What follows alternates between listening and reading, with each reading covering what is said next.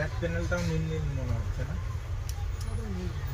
ওখানে সুপার লেখাটা আগে তোমার নতুন যেমন সুপার লেখাটা ছিল, এখন আর দেখতে পাওয়া যায় না। কি এদিকে ছিল এখানে সুপার একটা লেখা ছিল, সুপার, আর দেখতে পাওয়া যায় না সুপার লেখা, কেন কে জানে। হ্যাঁ আবার বলে সুপার লেখা ছিল, এসুপি আর সুপার, বাকি আইটেল লেখা আছে উপরটাতে, বাকি কোথাও আইটেল লেখা নেই, উপরটাতে আইটেল লেখা আছে ডিজাইন বাই আইটেল। ফোনটা দেখে কেউ বলতো, আমার কতজনা জিজ্ঞেস করে না ফোনটা বার করলে পরে, দাদা কী ফোন বলে এটা, আমি কাউকে বলি না তো আইটেল নোকিয়া, খুঁজে বেড়া কি না, সে জীবনে খুঁজে পাবে না, খুঁজে পাবে।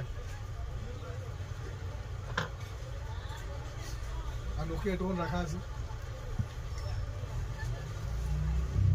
শুধু এটা 5G করে দিত না, আর এটা আরো বেশি 5G